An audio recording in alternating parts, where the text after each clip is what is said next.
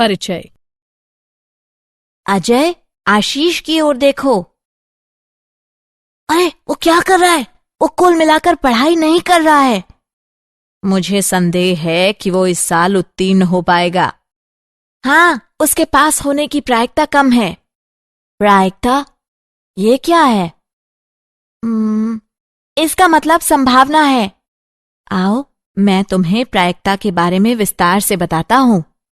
उद्देश्य। इस पाठ के अंत में आप निम्न करने में सक्षम हो जाएंगे। प्रायिकता की परिभाषा, दिए गए प्रश्नों की प्रायिकता निकालना, प्रायिकता में प्रयोग होने वाली शर्तें, प्रायिकता संबंधी उदाहरण को हल करना। परिभाषा, प्रायिकता से तात्पर्य गुणवत्ता या स्थिति की संभावना से है। प्रायिकता के मामले में प्रयोग होने वाले शब्द हैं सबसे ज्यादा संभावना, संभव, अवसर, संदेह, संभव है आदि। मुझे संदेह है कि वह आएगा। ऐसे शब्दों में अनिश्चितता शामिल होती है। परिणाम, इसका परिणाम जो आता है उसमें स्थिति की अनिश्चितता शामिल होती है। प्रायिकता एक प्रयोग। हमें प्रयोगात्मक रूप से प्रायिकता प्रयोग के बार बार होने और विशेष परिणाम के घटने का संयोग होता है। क्रियाकलाप, एक सिक्का लीजिए, उसे 5 बार उछालिए। देखिए कि कितनी बार चित आता है और कितनी बार पट आता है, और उसे सारणी के रूप में लिखिए। तब भिन्नों के मान लिखिए। चित आने की संख्या बटे सिक्का उछालने की कुल संख्या, और दूसरा है पट आने की संख्या बटे सिक्का उछालने की कुल संख्या। सिक्के को और अधिक बार उछालकर चित और पट आने की संख्या लिख लीजिए, जो कि भिन्न का मान 0.5 के निकट होता जाएगा। इसी तरह हम प्रयोग के लिए डाइस या 2 सिक्कों या ताश के पत्तों का प्रयोग कर सकते हैं। प्रायिकता के प्रयोग की शर्तें। आगे बढ़ने से पहले जानते हैं कि प्रायिकता का आधारभूत प्रयोग क्या है। परीक्षण। परीक्षण एक कार्रवाई है जिसके परिणाम एक या कई हो सकते हैं। उदाहरणार्थ, हर बार सिक्का उछालने और हर बार पासा फेंकने को परीक्षण कहते हैं। घटना। एक घटना एक प्रयोग के लिए कहा जा सकता है कि प्रयोग के कुछ परिणामों का संग्रहण होता है।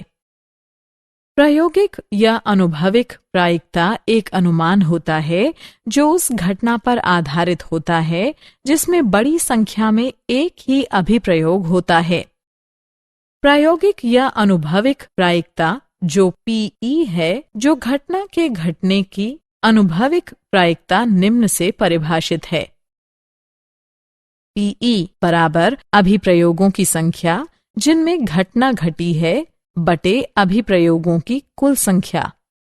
प्रायिकता के उदाहरण, एक सिक्के को 500 बार उछालने पर हमें यह प्राप्त होता है चित 245, पट 255। प्रत्येक घटना के घटने की प्रायिकता ज्ञात की जाती है। हल। सिक्के को 500 बार उछाला गया, इसलिए कुल अभिप्रयोगों की संख्या हुई 500। कितनी बार घटना हुई उसे ई कहेंगे। चित आने वाले की संख्या 245, इसलिए ई की प्रायिकता बराबर चित आने की संख्या बटे अभिप्रयोगों की कुल संख्या, जो कि 245 बटे 500 अर्थात 0.49 के बराबर है। इसी तरह पट आने की घटना की प्रायिकता बराबर है पट आने की संख्या बटे अभिप्रयोगों की कुल संख्या, जो कि 255 बटे 500 अर्थात 0.51 के बराबर है। यहाँ हम देख सकते हैं कि ई की प्रायिकता जमा एफ की तरफ प्रायिकता 0.49 जमा 0.51 यानी 1 है। साथ ही ई और एफ सभी अभिप्रयोगों के सिर्फ 2 संभावित परिणाम नजर आते हैं। उदाहरण, एक चरखी में 4 समान क्षेत्र में रंग है पीला, नीला, हरा और लाल। चरखी को घुमाने पर हर बार रुकने की रंग की प्रायिकता क्या होगी? हल। हर अभिप्रयोग पर संभावित परिणाम है पीला, नीला, हरा और लाल। अब प्रायिकता का पता लगाते हैं। पीले रंग की प्रायिकता होगी पीले रंग पर रुकने की संख्या बटे कुल रंगों की संख्या जो 1/4 होगा।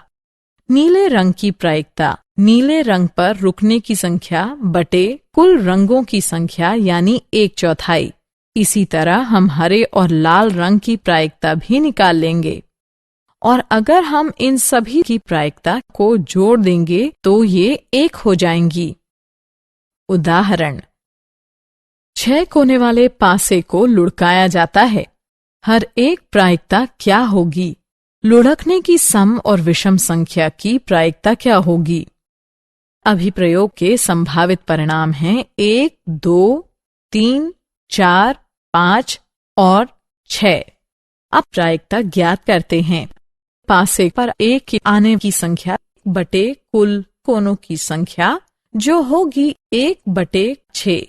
पासे पर 2 के आने की संख्या बटे कुल कोनों की संख्या जो होगी 1/6। इसी तरह 3 की संख्या की प्रायिकता होगी 1/6। ठीक इसी तरह 4, 5 और 6 की भी यही प्रायिकता होगी। अब हम देख सकते हैं कि लुढ़कने की सम संख्या 3 है। हम इसकी प्रायिकता ज्ञात कर सकते हैं। क्या आप जानते हैं? प्रायिकता की संकल्पना का विकास एक आश्चर्यजनक ढंग से हुआ था। 1654 में शेवेलियर डी मेरे नामक जारी पास संबंधित कुछ और समस्याओं को लेकर 17वीं शताब्दी के एक सुप्रसिद्ध फ्रांसीसी दार्शनिक और गणितज्ञ ब्लेज पास्कल के पास पहुंचा। पास्कल को इन समस्याओं को हल करने में काफी रुचि आने लगी। वह इन समस्याओं का अध्ययन करने लगा और एक अन्य फ्रांसीसी गणितज्ञ पेरे दे फर्माट के साथ चर्चा भी की। पास्कल और फर्माट ने इन समस्याओं को स्वतंत्र रूप से अलग अलग हल किया। यह कार्य ही प्रायिकता सिद्धांत का प्रारंभ था। सारांश। आइए हमने जो कुछ सीखा है उसे संक्षेप में दोहराएं। एक अभिप्रयोग के लिए एक घटना उसके कुछ परिणामों को एकत्रित करना है। एक घटना ई की अनुभविक प्रायिकता को निम्न द्वारा व्यक्त किया जाता है। अभिप्रयोग की संख्या जिसमें ई घटित हुआ हो बटे कुल अभिप्रयोगों की संख्या है। सभी